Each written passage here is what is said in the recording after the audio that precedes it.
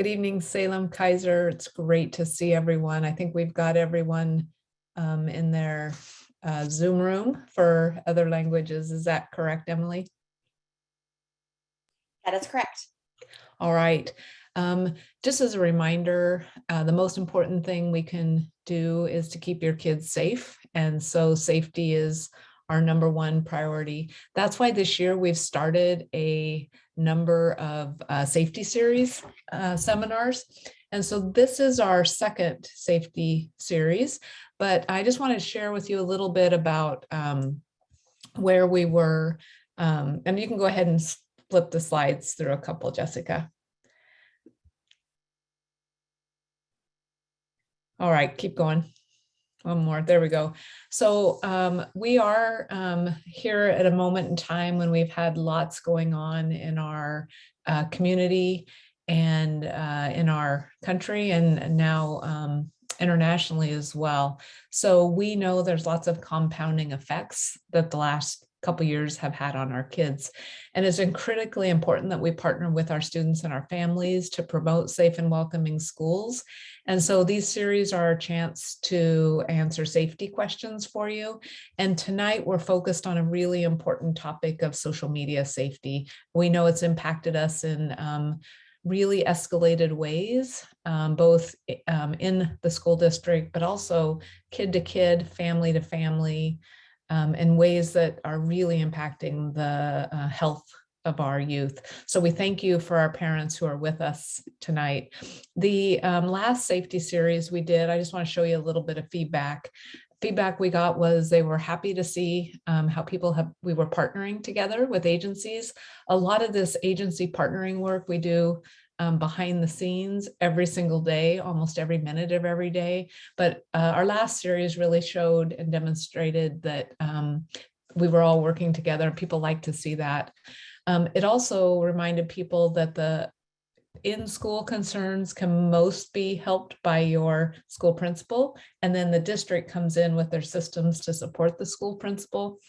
And then there's some other comments that were from that last one. So we're thankful to be doing the second one, and we're hoping that it really gives you timely, critical safety information about social media use with your kids. We have a great panel again tonight, and I just want you to look at the names there, and then I'm gonna have them put the screen down in just a minute. And if all of our panelists could just do a little wave when I call out your agency. Huge apologies from Salem PD tonight. They were hoping to be here with us. We're in on all the planning, and then had a couple of things come up tonight that they aren't available. So thank you to our partners, Salem PD. So if our slides could go down just for a minute, and then I will just give a couple shout outs here to our, so if we could have the Salem-Keizer people on the line here, do your waves to everyone. These are our Salem-Keizer panelists tonight. They'll be here through the course of the entire evening, and they've got their names in their Zoom box for you to see.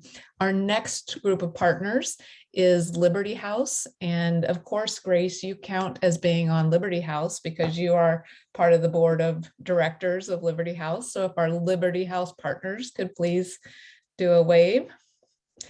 And then we have Safe Oregon here from Oregon State Police is here.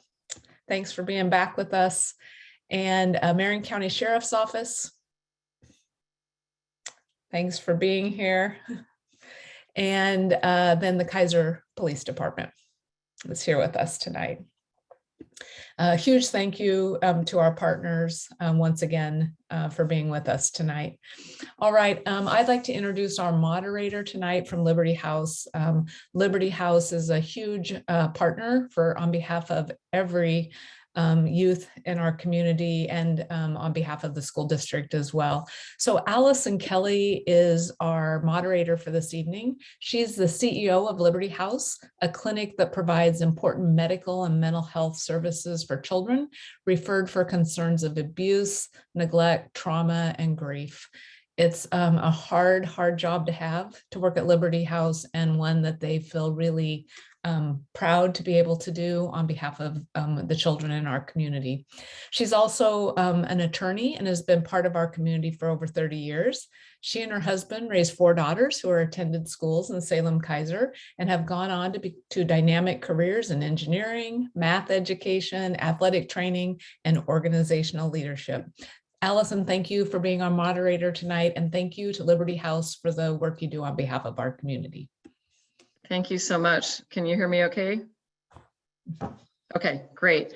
Well, thank you. It's such an honor to be with all of you tonight, and it's an honor to do the work we do. I'm here with my colleague, Nita Grant, who's the director of our Hope and Wellness, which is our therapy program, and you'll be hearing from Nita in a little bit. And being a parent, I am just so excited for this opportunity for dialogue. And what I would say is, and we will take a look at a couple of slides here in a little bit, but we hope and recognize that we have a wide range of parents and caregivers joining us tonight, and thank you for being part of this. And we know that some of you might have younger students just starting out, maybe elementary. Some of you might have kids in that late elementary, middle school age range, and some of you might be high school students or have kids who are in high school. So that's a really big range. And so we really worked hard tonight to provide a little something for everybody, depending on the nature of the questions that you might be facing in your lives. And we hope that you will take away some really great practical tips.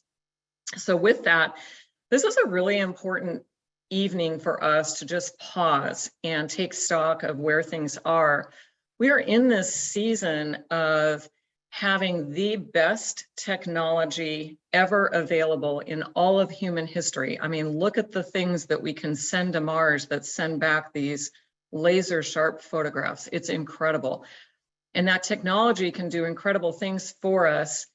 And especially when it's used, you know, in the right way, at the right time, with the right resources for the right reasons. And that is actually not why we're here tonight. We're here tonight because technology in a lot of ways, particularly social media, is out of control. It is not always being used in the right way. And sometimes it's being used in ways that just create a lot of harm and a lot of danger for our students. And so we're all here because there are some solutions. And if we take this opportunity to become a little bit more aware of some of the realities and become more aware of some of the specific tools that we can share with you tonight, it's going to put us in a position of being able to do something about it and help our students create the kind of future that they deserve and that we want them to have, and that'll help our entire community. So we have 3 basic things we hope to accomplish tonight with each other. One is just to improve our awareness, just to learn a couple things that are new and hopefully will be informative for you. The second, to help students and adults understand there's a little, you know, with freedom comes responsibility, and there is some responsibility that comes with use of devices. And third, to identify how we can work together. Our community, our students, our parents, caregivers can all work together to try to keep kids safe.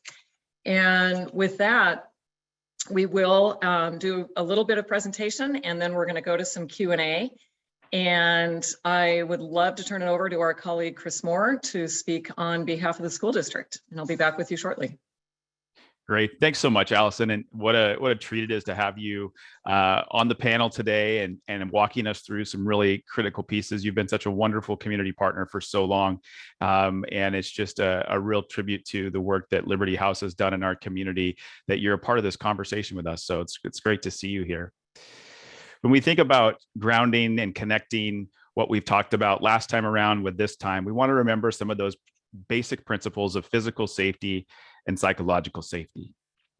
So imagine when you walk into a space and if no one looks at you, or you're afraid to say what you think and what you feel in a respectful way, or if you're afraid if you say something or that you might be humiliated or made fun of, that's at the core of what psychological safety is about.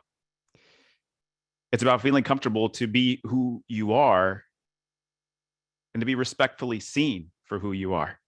And when we think about what it takes for our kids to be seen, heard, and valued in a space and learn to their full potential and learn how to be respectful and navigate conflict and use their social emotional skills, that idea of psychological safety is critical.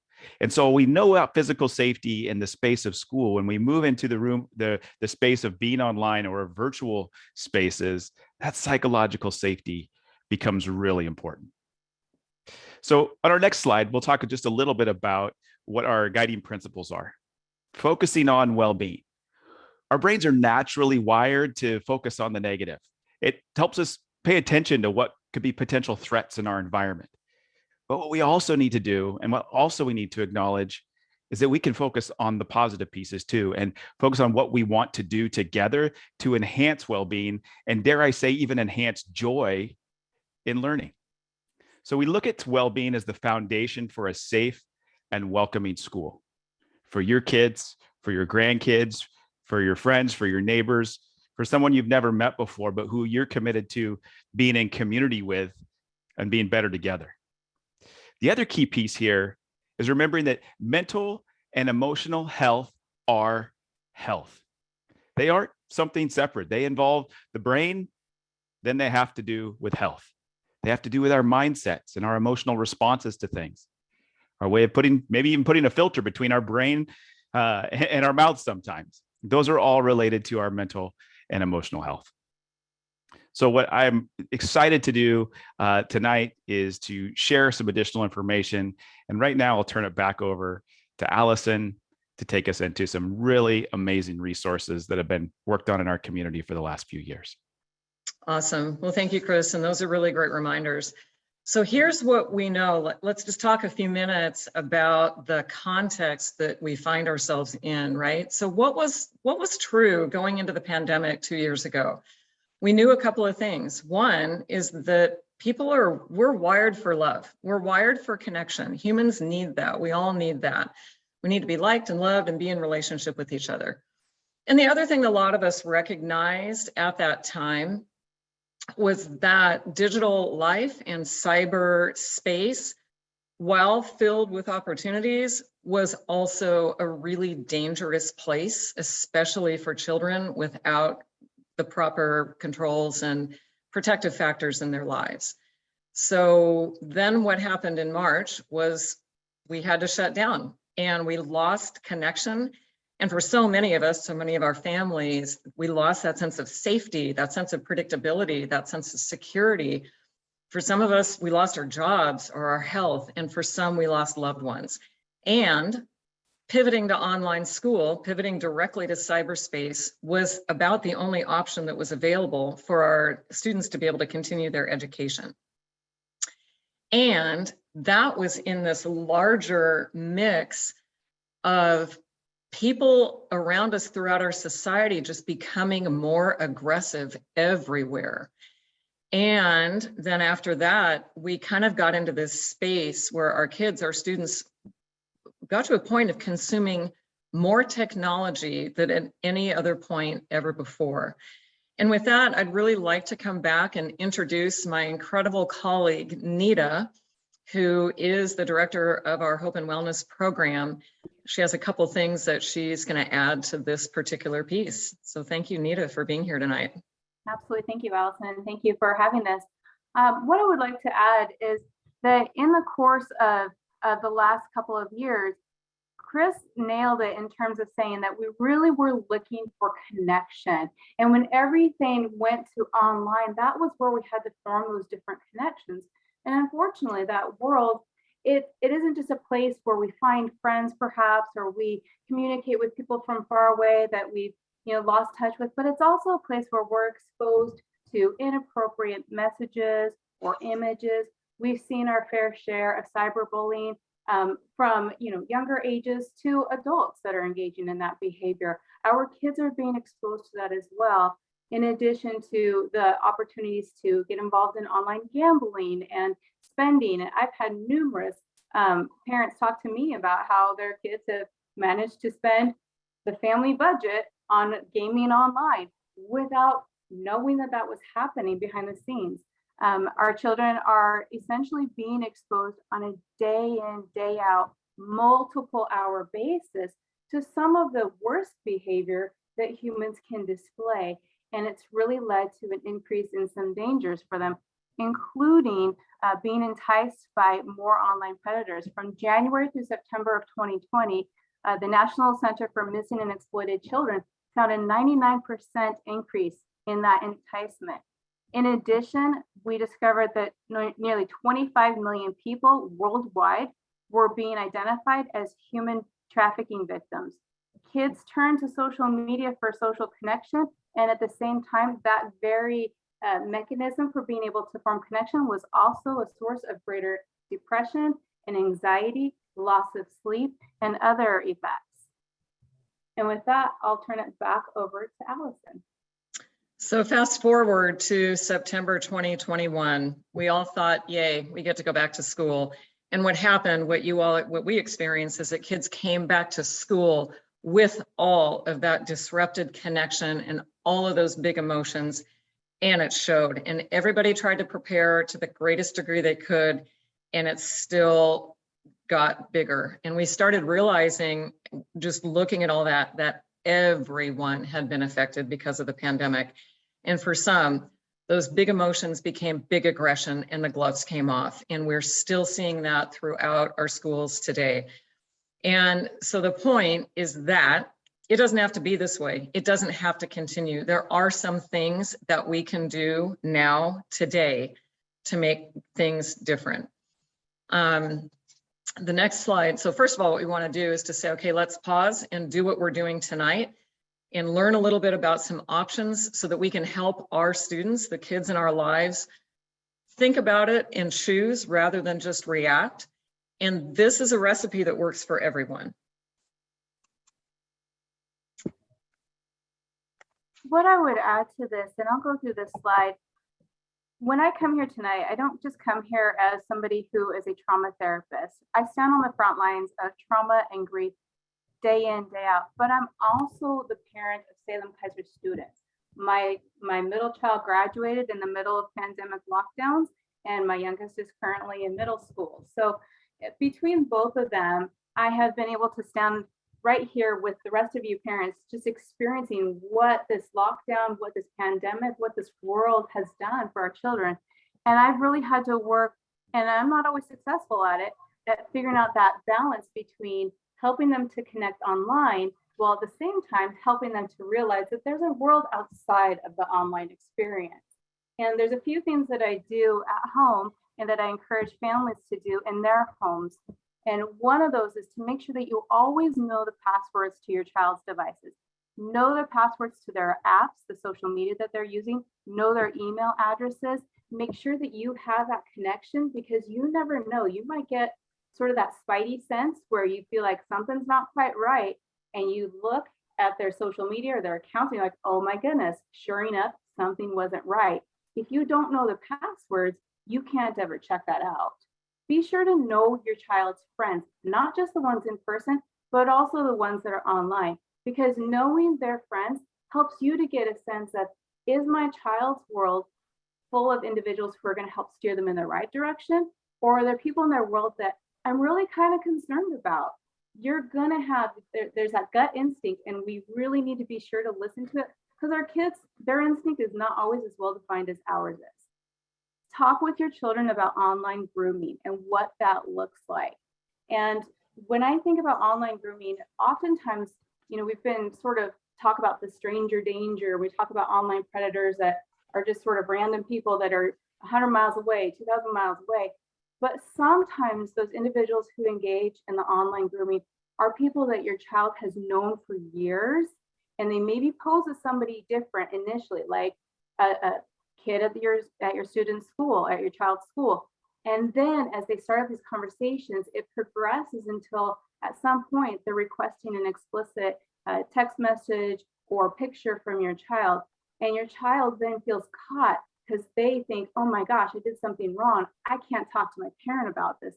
If you start those conversations now, they're more likely to come and talk to you when something does start to go astray. Make sure that your children are not bringing their devices into their bedrooms at night. That needs to just be a family rule. We know that having those devices at night in your child's room, that's going to disrupt their sleep process. Just that light that comes on in the middle of the night, that right there disrupts REM sleep. Our kids need good sleep. If they don't have good sleep, they're all sorts of crabby in the morning. Find an old-fashioned alarm clock. Your child will be like, I don't know what this thing is. Teach them how to use it. Make sure that your kids' social media apps are all set to private, so people have to request to actually be friends with them. Also make sure that you're double checking what apps they actually have on their devices, because some apps are a front for something that could potentially hide inappropriate things like text messages or pictures. One of the ones that is a front, it looks like the calculator app, and actually it is not a calculator. It is something that stores this inappropriate stuff. Also consider having your children use any tech or any devices in common areas of the house. For my kids, they have to use their technology downstairs in the living area or in the kitchen. They're not allowed to take it to their bedroom because I want them to be safe at all times, and I can just sort of pop in and see what they're using.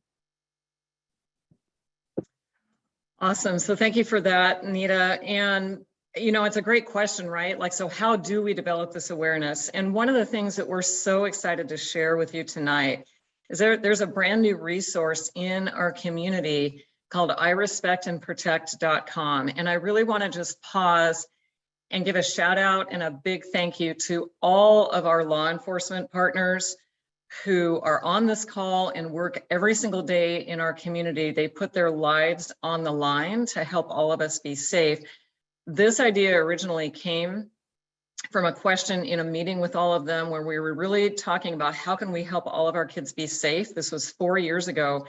And we took that and developed some focus groups, including high school students and parents and teachers. And the result is this new product called irespectandprotect.com. And what you'll see on our next slide is a screenshot of the website. And that's the mission. It was developed by the community members for you, for the community. All of the resources on this website are free. You can go to it on your phone right now or later on your computer. There are resources for kids and parents and teachers and coaches and everything. And the whole point is to just give us information. It's downloadable and free for families and teachers and everybody to be empowered, to get excited and know that there are some things that we can take back control of our online life. And when we look at the next slide, we're going to see just 5 steps for being safe and healthy online. And you'll see that most important message that you are worthy. One of the best pieces of feedback we received from the students in our focus groups, they basically said, look, we want to be seen and we want to be heard and we want to be recognized and we don't want to be shamed. And so we took that to heart and said, hey, that's really a great point. There's something way cool about being alive and about being human, and each one of us is worthy of love. And so what we want to do is doing what we're tonight and what you see in these 5 steps, being able to learn about the influences, get educated about it, and then take that next step is assess what your own values are. What are the things you care about? And what do you care about as a family? And then choose. Do my actions, assess my own actions. Do my actions match what I think and what I say that I care about? And if not, maybe I can make some changes. Maybe I can turn off those notifications. Maybe I can cut down on how many social media apps I'm on. I can tell you, I know a lot of young adults who have just gone off social media completely and they're so much happier. It's just fascinating. And then create a plan. And we have some resources on this website for families to create a plan and help make some decisions. And then encourage the conversation. And so going to our next slide, we know one of the biggest things that families, especially with young children, are facing is that question of when do I get a cell phone for my child? And those are things that we are ready to also help you with. If you go on the website and go to our next page, you'll see some ideas about having a safety talk with your student. And one of the things that I remember being told as a parent when my kids were getting ready to go to middle school is, oh, you know, by the time your kids get to middle school, you're not going to matter anymore. They're only going to care about what their friends think, not what you think. And I just sat there and thought like, wow, I'm sorry, I can't buy into that. I know that the friend thing is really important, but what we care about is important too. And we know that kids need our guidance. And Nita, you and I were just talking about this earlier today. And what was it that you told me? What I was mentioning to Allison earlier today is the fact that While our peers tend to take center stage in adolescence for helping us to determine things like what clothing to wear, what music to listen to, what apps to consume or games to play, and they have that pivotal role in terms of those more superficial aspects of ourselves, they do not have the most important role in terms of core values, who we are on a deeper level. That is still where our kids are looking to us. In adolescence, our children are still looking at, what do mom and dad believe? What are their faith values? What are their moral values? What's their moral compass? What are some of their educational and career goals for us, let alone themselves? Our kids, core-wise, on that deeper level, are very much looking to us. We are their most important source of how to proceed in life, not their peers, though they might suggest otherwise sometimes. So with that, I just want to empower you, any of you who are parents who are facing these questions, please feel free to take advantage of these resources. They're like downloadable contracts. And with that, I can't think of a better thing to do than to turn it over and introduce our great colleague, Grace Caldwell. Grace is a student member of our Liberty House Board of Directors. She's a senior at McKay. She's an athlete. She's talented in multiple ways. And Grace, I just appreciate your friendship and all the things that you've done to help us with this project and all the other things that you're doing. So great to see you tonight. Thank you. Yeah, so when I started with I Respect and Protect, I was able to engage in some really good conversations around the division between the views of adults, so parents, educators, coaches, had on phones versus the views students had, because there's a wide range between those two. And phones have become a pivotal aspect of our lives in terms of communication and connecting with others, especially throughout quarantine. And having candid conversations around phones with adults has consistently and remains to be a big challenge in finding common ground. But one of the great aspects of I Respect and Protect is that it acknowledges that students are going to be using their phones, regardless of what policies may be enforced, but it still teaches youth how to be productive and safe on their phones. And Liberty House is also partnering with Salem-Keizer with My Worth, and I believe it's piloting at a couple of schools from middle school, high school, and I believe elementary as well. And it helps our schools and youth organizations find free activities for teaching and curriculum around safe phone use and the influence it has over our lives. And it also promotes safe conversations on topics of cyberbullying, low self-esteem and anxiety, especially when it comes to social media platforms.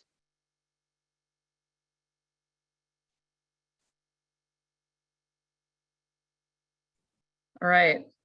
So I think, Merrick, did you want to chime in here? Sure. Parental controls are a tool that you can utilize too. It can be on home devices. And the thing to remember is that parental controls aren't going to limit all risks. They're not going to cut out everything that you want, but they can make a big difference and help you stay informed. Common Sense Media is a great resource for tools on how to implement different types of controls depending on the types of devices or the types of controls you like to have or would like. It works on many different social media platforms and can work with your internet service providers and other tools. Salem-Keizer has a filtering system in place, so we do protect our students as best as we possibly can, keeping in mind that not all filtering systems are going to cut out all inappropriate material or undesirable material at that. We have some parental controls that are coming with our filtering system to help parents and guardians with their students. So that'll be kind of an exciting thing to come in the near future. Yeah, no, that's really exciting. I think this is under this big category, right, of what we would say digital citizenship or social responsibility.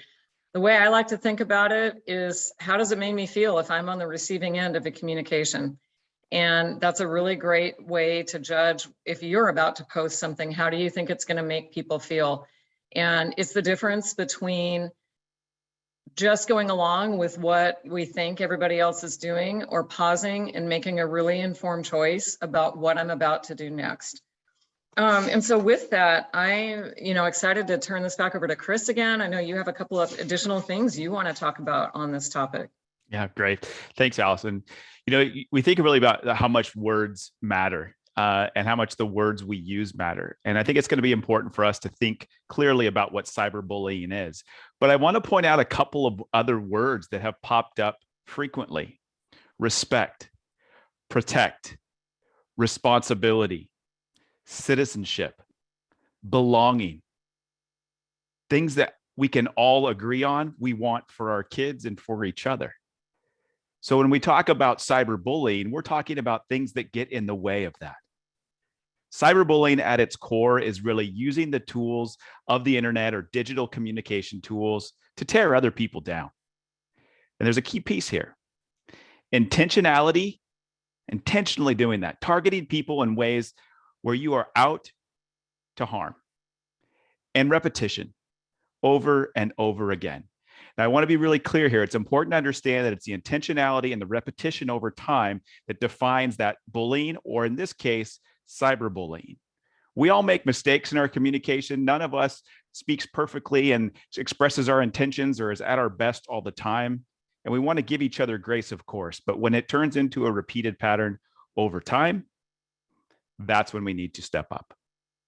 So when it comes to stepping up, it's not just about the adults talking about what needs to happen next. It's about listening to what students say too. So you heard Grace talk a little bit about some of that discrepancy that occurs at times between what adults think about what kids need or what kids think adults think they should need. So we've asked our students. So if you take a look at our next slide here, you'll see that reminder that we have talked to thousands of our students about these very issues, about how they feel at their level of safety at school. And one of those issues is around how likely is it that someone from your school will bully you online? Okay, so we're looking at some elementary numbers, and we're not going to spend a lot of time here, but I do want you to understand a couple of different things. One, when we see 81% of students at the elementary level responded favorably, that 81% means that 81% of students said it's not at all likely or slightly likely that someone from their school will bully them online. And what you'll see is that that's a 2-point increase from the last time we asked that question, and way back in fall of 2019. The other piece, though, is it may be true that there are 81% that responded favorably, but you'll notice that 279 students says it's extremely likely that they will be bullied online. And that's 279 too many. How about for our secondary students? It's a little bit lower. We start to see a little higher level of engagement online and social media. Here, 77% of students responded favorably, an increase of 5 points from fall of 2019. So what does that mean, though, when it comes to breaking down the different demographics of how students see and experience their online communication? On the next slide is a really important piece for you to know, that we see a tremendous discrepancy between how our female students and our male students experience bullying online. 10 points. That's a big deal. And one of some research that just recently came out showed that the impacts of social media in particular is more intense for our female students. And we've seen an explosion and an increase of anxiety and depression and suicidal ideation over the last 10 years, really starting around 2010. It's steadily increased for all groups. But for one group in particular, we've seen a tremendously detrimental impact. And that's girls ages 10 to 14. We've seen a meteoric rise in suicidal ideation, anxiety, social comparison, and relational aggression. So we're not talking about overall screen time here. We're talking about social media targeted to a specific age bracket and relational aggression. So we want to keep that in mind to know that, and it's important to know that, but it's also important to ask, what do we do about that? And what are some of the tools that we can use? You've heard some about some of those already. And now Lisa Miller is going to tell you a little bit more about Safe Oregon again, so you can really remember that when this happens, what's something I can do next? Thank you, Chris. I'm excited to be here tonight. I myself raised 2 girls, and it's something that open communication is extremely important with families. And I know that kids are not always comfortable coming to their parents. They're not always comfortable talking about certain things with their parents. And it's really important that our kids have a safe adult that they can go to. Safe Oregon is actually a really great resource for those times when kids really don't have a safe resource. They don't have a safe person they can go talk to. And this is an opportunity for them to be able to report something that they see that they are concerned about, that they know someone should know about, but they don't know who to tell. So for those that don't know, Safe Oregon is a tip line, confidential, anonymous reporting that students can use to report a threat or a potential threat that they are aware of. And it's not only designed just for safety threats, but it's really looking at behaviors that are happening in our schools. In fact, when the tip line has been around since 2017, and bullying, cyberbullying is the top incident that's reported from our kids through the tip line. So we know that this is a huge concern in our schools and in their lives. Important things to know about the tip line, that we really rely on the information that's being provided by the tipster. So if you talk to your kids about the availability of using the tip line, make sure to encourage them to use it if they need to, and make sure that they provide us with as much information as possible, because that is what we need to react to the situation. Something that is happening right now, the response is a lot different than something that happened last week. So if they see something that they're really concerned about for their own safety or for one of their peers at school, encourage them to report it right away if they can't report it to a safe adult. We talked a little bit, it was mentioned earlier about the spidey sense that parents have. We know something is going on. Sometimes kids can doubt themselves and think that maybe it's not that big of a deal. Maybe I shouldn't say anything. But we always encourage them that if they feel like something is wrong, that really doesn't seem right, and that person is really afraid or needs some help, if they're in doubt, report it through the tip line. That being said, we really want to make sure that the tips are accurate that are coming in. So we take them very seriously. So we want to be able to respond to all of the tips that come in. So we really want to make sure that the information that's being provided is really accurate. It's really easy to submit a tip. This might be an app that you want to encourage your kids to put on their phone. It'll be a great opportunity to explain to them what the tip line's purpose is. There's an app that they can access really quickly on phone. They can call the tip line. There's an email address, and they can go on the web at safeoregon.com. So just encourage them, if they see something that someone needs to know about, make sure to report it to Safe Oregon. Thank you so much, Lisa. Chris Baldridge, how are you tonight? I'm doing well, Allison. Thank you so much. You know what, I first have to thank everyone who's here tonight. That's our panelists. And I hope that you caught our first series and you're logging on for the second series, because that one was so great. But if you didn't catch our first series, that's where we talked really about our holistic approach to safety management and our teams that we have on the ground within the district. And then you're meeting some of our community partners, and there are more. And as Superintendent Perry mentioned, we engage with our partners daily around the safety of your student and our staff and our community, because in the end, we are a part of our community, and we want everybody to come to Salem-Keizer and be safe while they're in our buildings.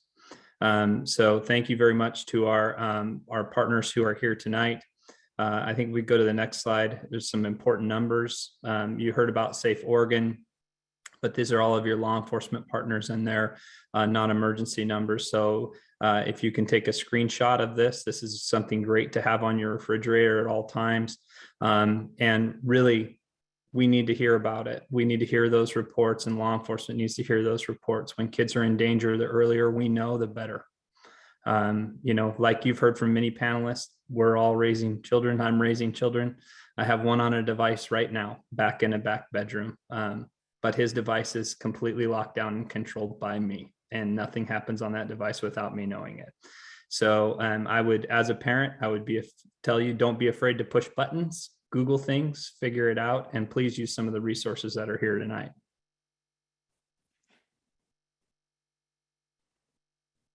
Awesome. Thank you, Chris. And I don't know, I'm remembering something that a friend of mine, a detective, said some time ago, that, you know, you can always feel free to check your child's search history, and that can be one of the agreements that you make before you give your child that first cell phone is, I'm going to be checking your search history every now and then, and if it's been deleted, then we're going to have a conversation. And so the whole idea is just to help parents feel completely empowered and knowledgeable. And it's it's challenging, but I think all of us working together can make a big difference. So hopefully some of this information has been helpful, and there is a lot more out there, and hopefully some of it will help all of us just identify ways that we can work together. So now we're going to move to the Q&A part of it, the question and answer part of our time together tonight, and find out what you'd like to talk about. One of the questions that we have heard already is whether these slides will be available afterwards. And I believe the district, yes, will be posting these along with the link to being able to watch the recording of this. So thank you for that question. Are there any other questions? If there are, you can use the chat feature, is that right, to be able to log in the question. And then we have people working in the background who are sending those questions over to me. So I'm just give you a chance to log in any questions that you might have. I know a common question that we get from parents is something that sounds kind of like this. You know, I know my child is on social media. I'm just struggling with all the platforms. I don't know, how to do that. And based on what we've heard tonight, I would suggest, a really good place to start is I Respect and Protect and Safe Oregon, some of these other, but let's start with you, Nita. How would you answer a parent who's asking that question? And then if any of our other panelists, just turn your cameras on. We're happy to see you. I think we have plenty of bandwidth, and please just raise your hand if you want to weigh in as well. Sadly, I would have to say that I've heard that before, where people will say, I can't possibly keep track of all of the different social media out there, all of the different apps, the games, the things that my kids are using. That's just, I don't have time for that. And I would argue we need to make time for that. We need to use the resources that we discussed tonight. commonsensemedia.org is an excellent tool for people to also go to that helps to rate the different apps, games, different movies, et cetera, for appropriateness for kids. But if we don't, as parents, caregivers, grandparents, if we don't educate ourselves, then we're essentially leaving our children in the middle of a world that is full of all sorts of vices and other things that they can be exposed to that we would never dream of putting our kids in the middle of. So we have to educate ourselves. And if you have questions, then find a friend or another family member who's really savvy about all of that different technology and all the things that kids are using these days, because you're gonna want that. You will regret not choosing to know. Thank you for that. Anybody else want to weigh in? Again, I want to really do a shout out and a big thank you to our law enforcement partners who are taking the time after a long work day to be with us on this session tonight. Shelley. I wanted to share that part of, as our technology has increased exponentially, that there are now parent apps that actually make it really easy to monitor what kids are doing online. And there are free versions. So if you Google parent internet monitoring apps, you'll get articles where they've rated top 10 common apps, and almost all of them have a free version and a paid version. And I've been incredibly impressed with the amount of services you can get in a free version that allows you to even see in real time what your child is doing on an app. So please ask questions. I think going to your school counselor, if you want some guidance about internet safety, that's another great place to start, because we really want to be supportive of families navigating the complex world of the digital world and helping our kids and our parents be good digital consumers. And in addition, another technique that I've heard parents use, and I think it's fantastic, at a very young age, when they have their first device, like a little tablet, or in the old days, it was an iTouch, is you're the administrator for their app account. And so every time they want a new game or a new app, it gives you an opportunity to pause and say, well, what is this? Like, what is, have your child explain to you, what is this app? What is the rationale? Help them, sort of campaign about why it's a good app for them to have. And then you can simply go to a website like Common Sense Media, and you can simply look it up, and they give ratings. They talk about the strengths and the weaknesses, the risk factors. And that's another really helpful way, because when kids can download their own apps, that is where it quickly spirals out of control. Because if you go to look at their device and there are all these things that you're not even familiar with, it's kind of hard to rein it back in. So I would say that's a really fantastic way to start, is don't allow your particularly young child to have the ability to download apps without your approval. Shelley, thank you so much. Shelley's one of our school psychologists, and really appreciate all your wealth of experience. Thank you for that. Jeff, did you have anything to add to that?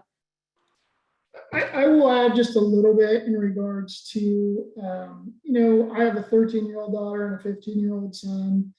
And something that Shelley just talked about is those free apps that monitor what your kids are doing, not only on the apps themselves, but all of our phones have an app that show me their location, the speed that they're traveling, locations they've been to. And it really comes down to, we all want to trust our children, but as a previous president said, we want to trust, but we also need to verify what they're saying and what they're doing. And I've found that it's given my family a good opportunity to ask questions and then engage in those conversations about what's going on. So it may be an example of something that you're questioning about, but it turns into a great learning opportunity and communication amongst the family. Yeah, no, I really appreciate that. That's great wisdom. I got a couple of great questions coming in here from our participants tonight. I'm going to take one and then one right after that.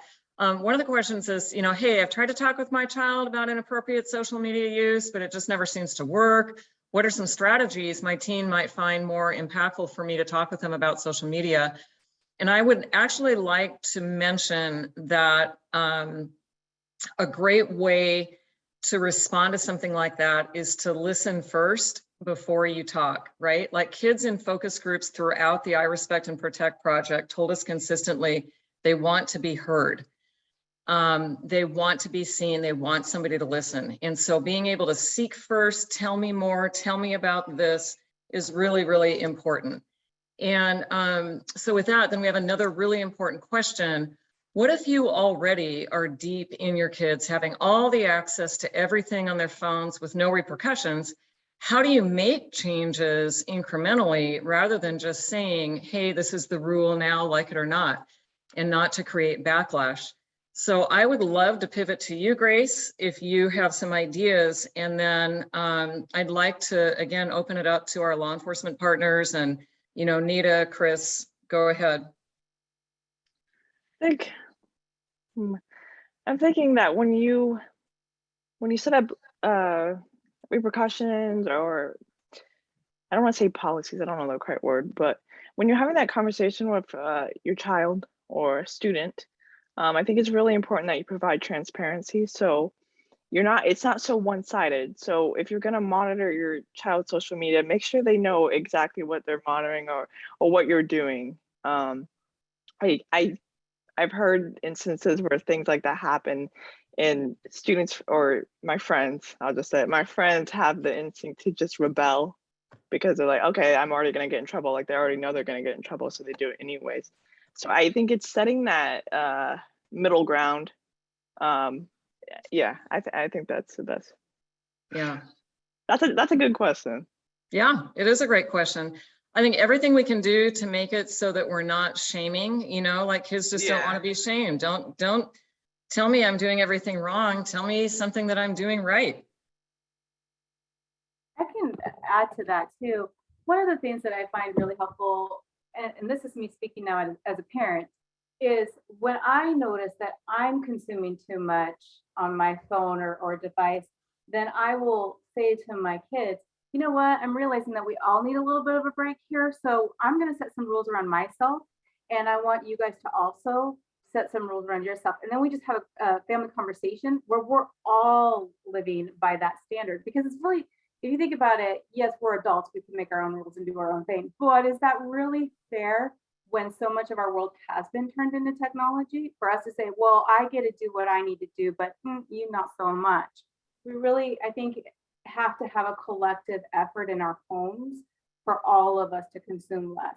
And the other thing I would add to that is that our kids are really hoping that we will put those boundaries in place. If you were to ask them, they would say, absolutely not, I don't want any boundaries.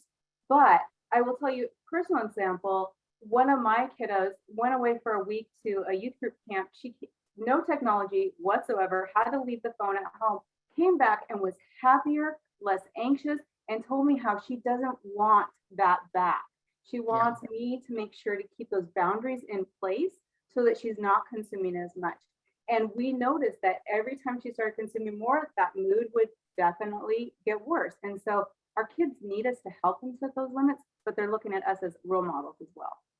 Yeah, no, I really appreciate that. We've got a couple really great questions coming in, and one kind of along these lines. Thank you for whoever sent us this question. Are there tips to spot fake accounts that kids may use? For example, like a second Instagram account. And boy, I'd love to pivot to our law enforcement partners because I think you guys are on the ground. You deal with this every single day. And if you do want to weigh in on that, please feel free to turn your cameras on. Jason, go for it.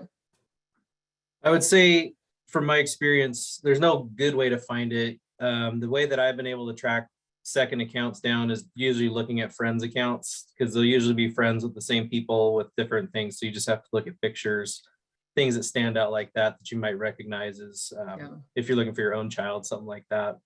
But in my experience, I haven't found a good way to find those second accounts. You just have to do a little sleuthing of your own. Yeah. Anybody else want to jump into that one?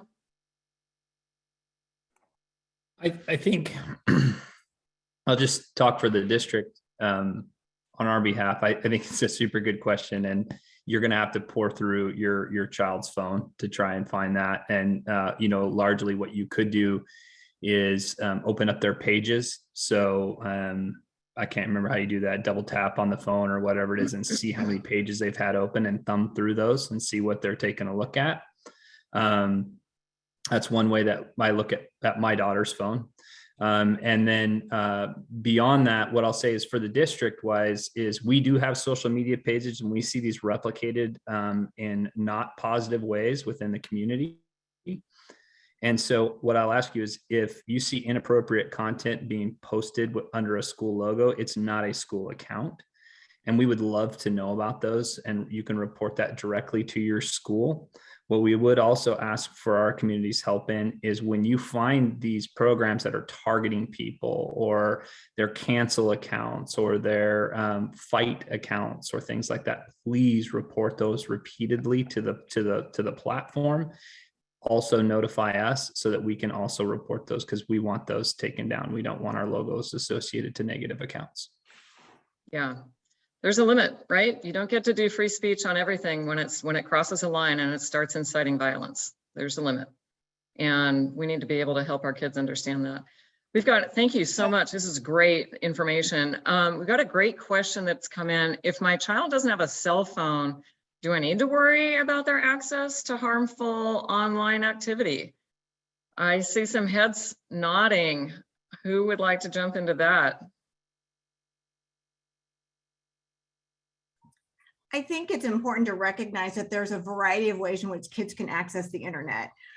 Some families don't recognize that their gaming system or a way that that youth and adolescents, youth and adolescents can access the interweb.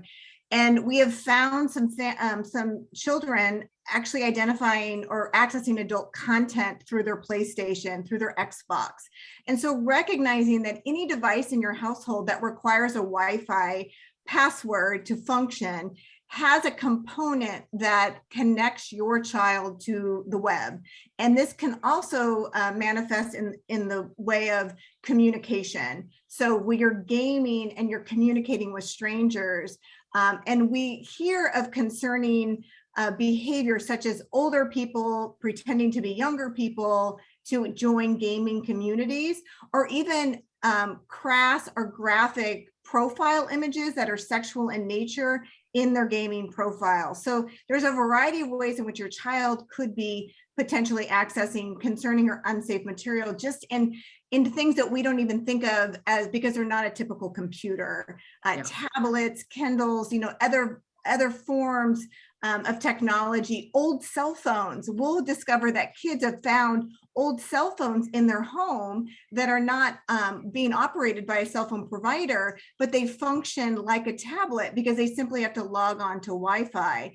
So even think about ways that you can work with your internet provider to be aware of what devices are accessing your Wi-Fi, and then label them. So I use Xfinity, and every time someone is in my home and using our Wi-Fi, it sends me a prompt that there's a new device, and it allows me to categorize who that is and under what kind of conditions can they access the internet. And it gives you options to shut off the Wi-Fi at certain times of the day. It gives you options to limit or give them breaks during the day in which they can't access the Wi-Fi. So there is some really incredible tools. And I think just getting help from people who are a little bit more tech savvy to help guide you through those resources.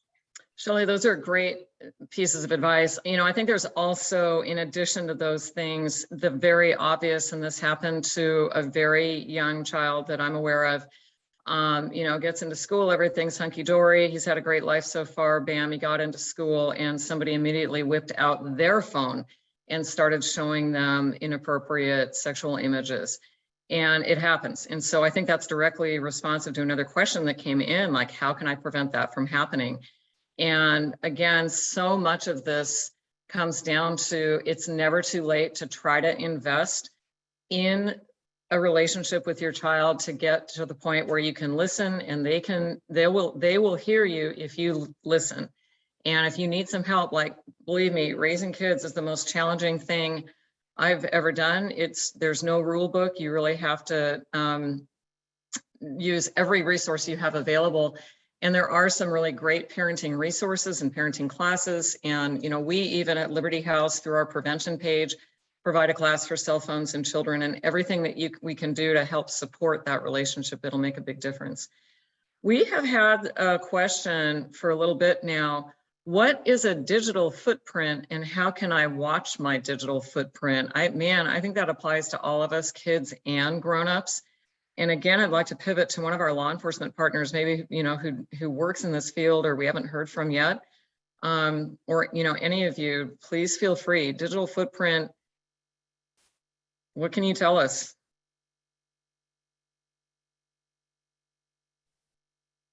I would say a lot of people make the mistake nowadays of thinking that you can use private settings like private browsers and stuff like that. And that prevents, and it keeps you private. It prevents from the information from being stored. But the internet service providers still have all that information. It's just the computer may not store it, but they still keep it. So the digital footprint is something you probably cannot get rid of, because the internet does not have a delete button. Once you post something, you put something out there, you can't take it back. Yeah. No, I appreciate that. And you can't say it any more clearly than that. And that's one of the first things, actually, that statement right there is the statement that launched I Respect and Protect. I'll never forget it. We were in a meeting up at Keizer Police Department about 4 years ago, and we were asking, what can we do to help our community?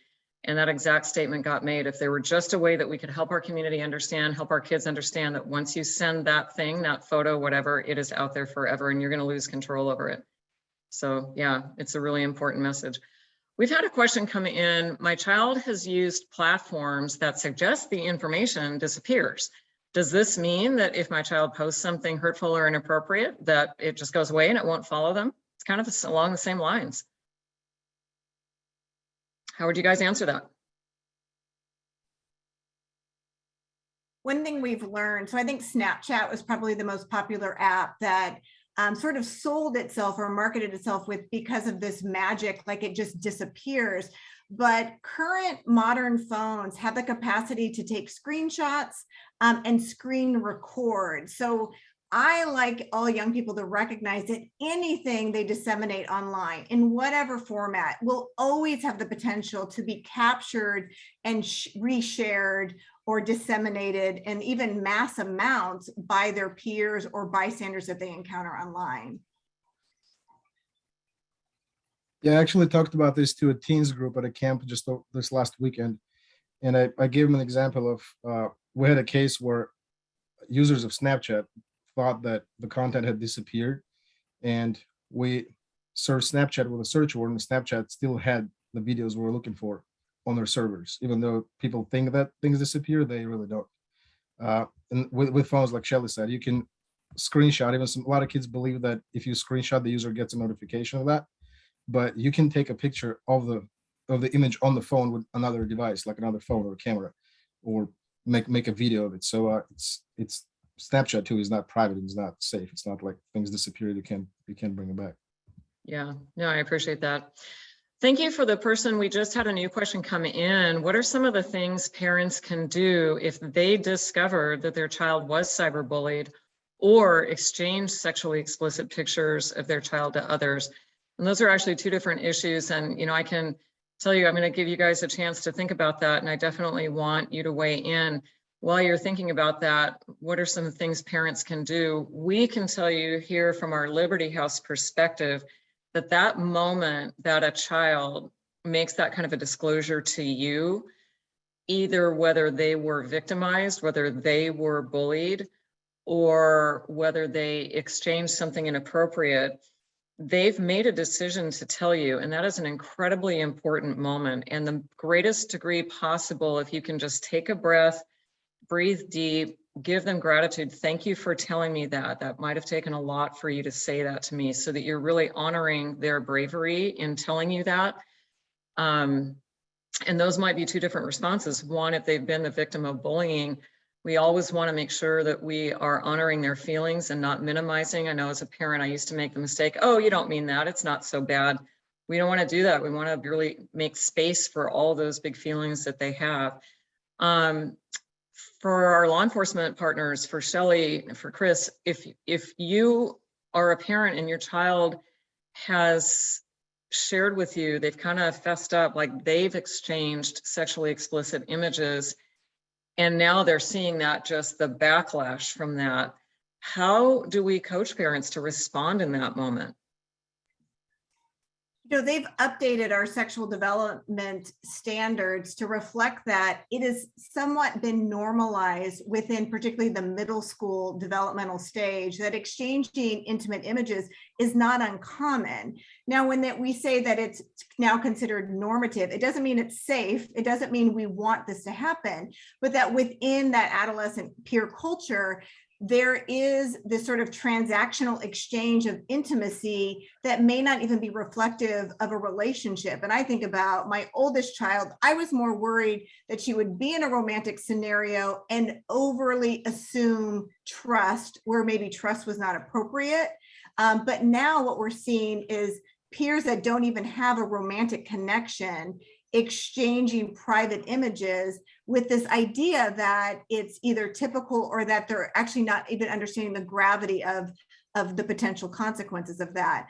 I do want to stress that we encourage you to reach out to your child's school. Our school counselors, our administrators are trained about how to address this and appropriately navigate resources, mental health resources, but also law enforcement dynamics. And I want someone from law enforcement to also address this from that criminal perspective, or the idea that a child may be exploited.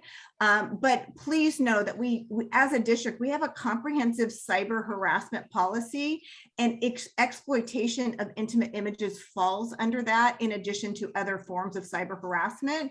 So please partner with your school building so that we can help and also assess the role of bystanders in contributing to further exploitation of your child or further harassment of your child. Thank you, Shelly. Chris, did you want to weigh in? Yeah, I think this also approaches, or is one of the other questions we got. And these are uncomfortable conversations with your kids. I don't care who you are. As a dad, when I sit in front of my 12-year-old girl, it's uncomfortable to talk about this stuff, but I can't express how important it is to have these conversations.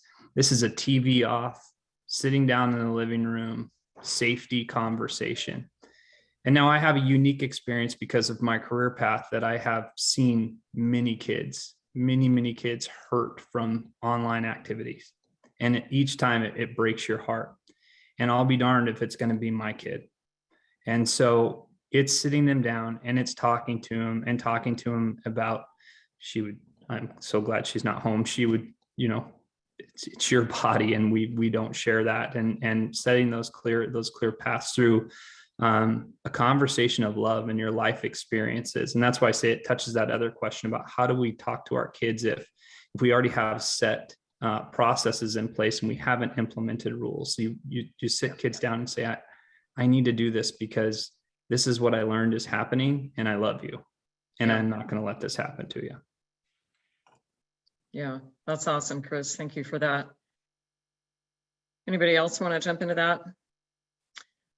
We've had a really important question come up. I've heard about harmful social media accounts such as fight accounts or confession pages online. How do I make sure my child is not promoting or creating pages like those? If I find out that they are, what do I do to help my child understand why these are not okay? Who wants to weigh in on that one? Well, these affect the school environment a lot. We do deal with these consistently. What I would say is when you're looking at your child's social medias, look at what they're liking, see what they're viewing, see who they're friends with. And if you find one of these pages, I would truly encourage you. One is to have your child disassociate with the page immediately. When we talked about our digital footprint before, being involved in sites like these can be damaging. It can follow you for a lifetime. Many of these sites we see kids getting injured, kids being bullied, threats being made against public buildings, schools, other places, things that will follow you your entire life and could actually lead to criminal charges. So have them disassociate. Please report those to us and to law enforcement. And then of course, report them to the social media platform as well to get them taken down. That's super helpful for us. Yeah, no, I appreciate that. Thank you so much. I've got a couple questions here. How do I have a conversation with my child about dangerous interactions online? I don't want to scare them, but I want them to understand that they can't trust everything someone tells them online. When we talk about asking this, how do I have a conversation with my child? Grace, I don't want to put you on the spot, but I would love to hear from your perspective how you'd answer that. And then, maybe Nita, feel free to jump in as well. Yeah, I've definitely had that conversation before, especially like when you first get Instagram or any of those social media. And you can just be really honest. I mean, as bad as it sounds, if you have Instagram, you're probably at some point going to get a weird message from somebody, and your child needs to know how to go about that. I mean, they need to know how to delete or block those accounts. So it shouldn't be a frightening or uncomfortable experience as much as it is helpful, because they need to know how to navigate those experiences. And I hate saying that it's going to happen, but it happens so much, Yeah. Well, that's honest. And one of the things I've actually told you directly, and I appreciate very much about you, is that you're a truth teller. And I think that that's something, that we can encourage our parents.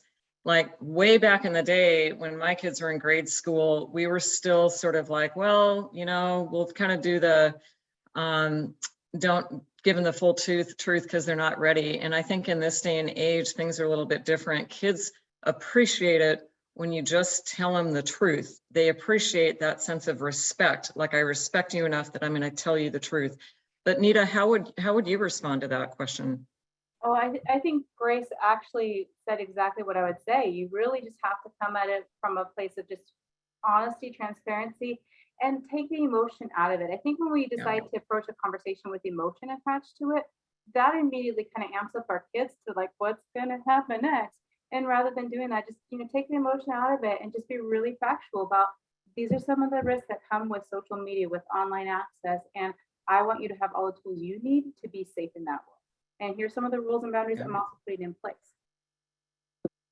Yeah.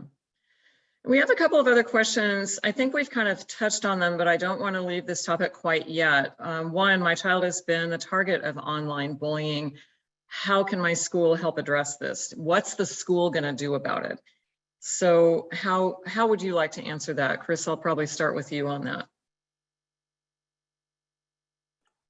I was answering a question in the chat, and I'm sorry, I didn't hear the question. You'll have to repeat it for me. Oh, no worries at all. My child has been the target of online bullying. What's the school going to do? What are you guys going to do about that? How can my school help address this?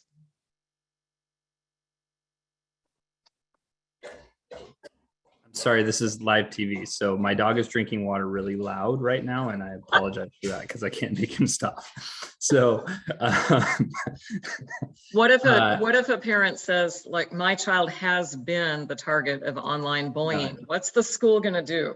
It's a great question. And so this is where we talked about those holistic systems. Number one, we treat all bullying and threats equally the same. So we're going to take a look at them. We have multiple systems in place to address it. But where it starts at is at your school. We want that going to the principal of your school so that we can begin to see what level it's gotten to, where is it at? Can we handle it at the lowest level, or where has this progressed to? Because bullying can be so severe. It could be something as simple as a conversation with kids and maybe some mediation, all the way up to, no, we need to contact law enforcement here. This has gotten very, very serious, and there's threats. So we do have those systems in place. And I think Chris Moore could probably talk potentially a great deal about that as well. Thank you. Chris, do you want to have anything to add? When we think about addressing a direct issue and a direct concern, it always starts well before that. And we've talked about the developing relationship with kids and developing relationships with each other. And when we create a culture of connection and a culture of care in a school, we're paying attention to what's happening around us and encouraging kids to speak up and talk with us. But we can't always expect that kids will do that. And so we have to be on the lookout for those signs that kids are experiencing distress. We have to be on the lookout for kids who are letting us know that their friends are struggling. So when you see something, say something. If you don't have a trusted adult, you have an app called Safe Oregon that can be a place for you to start. When you don't know what to do for your kids, reach out to the school and talk to someone who's willing to sit down and explain to you what we're trying to do for your student in this circumstance. And while we can't control all the things that are swirling around our school and our community, we're not going to let the things that we can't control get in the way of the things we can.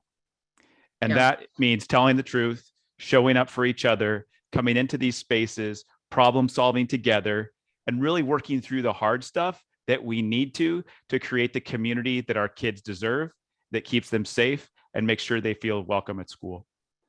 Yeah, no, I really appreciate that. I was thinking as I was listening to both you and Chris and thinking about this issue, I happen to know of an 11-year-old who went to, not in this district, but went to middle school for the first time this fall.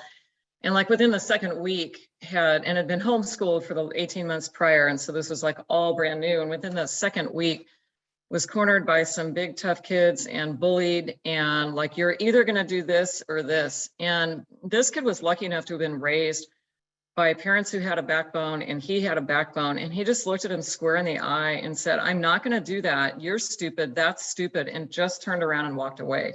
And it's like something in that kid's life gave him the strength to be able to have that kind of response. And as I see, I'm sitting here looking at all of you, and like, you all make me feel safe and great, right? Like, we're looking at each other and we feel good.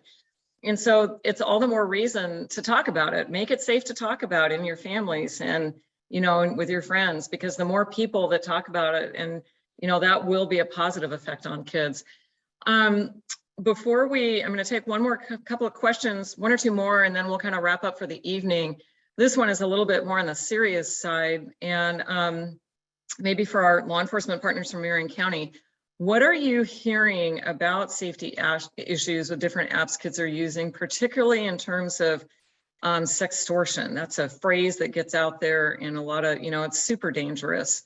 What would you have parents understand about that? Because it's kind of, there's another question that came up, like, can my kids get in trouble for stuff they post online? And when you talk about sextortion, that really takes it up a notch. What would you teach us about that? I think from investigations that we've been a part of, it's a very reality that's, spreading around. There's most of our victims that we've had are teenage girls, and they're being targeted by people on different platforms, Instagram, TikTok, on Snapchat, all those. It's people that they may know, mutual friends or friends, and it's just kind of this progression that leads up to more serious things. Kind of starts innocent talking, leads to more serious, questions for or requests for photos, sometimes in exchange for money, things like that. And it's, some of these have led to young girls meeting with 30, 40-year-old males, and we're finding these conversations when we're doing search warrants later. It's very disturbing. So it's just this progression that can happen. So it's staying on top with all these other tips that have been shared tonight. We've seen, unfortunately, the really grim reality that can happen where these progress to. So the early intervention is what's really going to protect the kids right now. Yeah, thanks, Jason. It's just really sobering. It's really sobering. And the problem is, once that genie is out of the bottle, so to speak, it's really hard to get it back in. Yeah, so with that, I really appreciate all these questions. We have one more question that has come in from a parent. Until what age should we be checking their phones? Great question. I have been trying to type an answer to this question for the last 2 minutes, and every time I type it, I delete it because I don't know that there's a right answer here. Yeah. I think where we get stuck is that everything is developmental. So even think about, when do you let your kids stay home alone for the first time? That's a great example of, it's not a specific age, it's really a developmental stage and a level of maturity that you are starting to feel like they're at a place where they're navigating difficult situations well. And most importantly, I think when you have a degree of relationship with your child in which they are seeking out feedback from you, or they're coming to you with a dilemma, shows that there's a level of trust between you. And I think we broaden their world slowly and methodically, and don't be afraid to make their world a little smaller if they're starting to stumble a bit. So I don't think there's a hard and fast age. I think it's keeping things developmental, monitoring their progress, their level of maturing, giving them a little bit of room to make their own decisions, and not being so quick to save them in a dilemma, but asking them questions. Well, what would you do in that situation? What do you think about that? What would you do if that happened to your friend? What advice would you give them? And so these are all teachable moments. And I love what Grace said earlier about, we have to prepare kids to anticipate what will happen when they're online. So teaching them to be safe digital consumers is about having these conversations sometimes when they feel a little young. So like, I had this experience with my youngest kids. I took them for their well child check, and the pediatrician talked to them about nude images, and they were just entering middle school. And I thought, our local doctors are understanding the developmental shift around internet safety. And I loved that not only are pediatricians talking about sexuality and personal safety, but they were talking about online safety too. And so where they're not just hearing it from parents, but I think recognizing that before your kid gets into middle school, they need to understand some of those dynamics that already exist. I love that, Shelley. That's really important. And I just kind of, before we wrap up, I'm going to turn this back to our superintendent, but, I just keep thinking about what kids in focus groups have told us directly. We don't want to be shamed. We don't want to be criticized. We want to be seen. We want to be respected. And the other thing that I've heard over, which is all very valid, the other, speaking again as sort of a recovering parent, it's very easy to get into a fight, into a push me, pull you, you're not the boss of me type of hot box with a kid, right? With your teenager. And yet when you change the conversation slightly, it's very common for kids to start really seeing the realities differently when they think about younger siblings or younger cousins or whatever. And so it has a way to draw out their compassion and their protective instincts. So with that, I just really want to thank all of the parents who were with us tonight and those of you who submitted questions. Super thanks to all of you incredible panelists. And with that, Christy, I'm going to thank you for letting me be part of this and turn it back to you. All right, thank you for all of you who have been here today and to our partners. I was sitting here thinking, where were you when I was parenting my middle school children? So huge thank you. The world has really changed for us. And I want to emphasize just a couple things around the cyberbullying and the fake accounts and all that. The quicker and with more diligence you can tell, you can talk about it, the quicker and the more often you tell our platforms. We spend hours and hours every day trying to get down Instagram pages and accounts, and we need our parents in our community to join in with us around that, to say to these apps that's not okay in our community. We are not going to let you take over our communities in this way. That would be hugely helpful. And know that we do our best to track down every report, every threat, but sometimes it's really hard when it's 2 and 3 steps removed in those fake accounts. So the quicker you tell us, the quicker your screenshots, the more diligent you are in helping Instagram, TikTok, Facebook, all of those get down bad content. That would be a huge help to really stopping this in our community. We don't ever underestimate how hard it is to raise kids and how hard it is to raise kids today. So please know we're here to partner with you in whatever way we can to help you be the best parent you can be.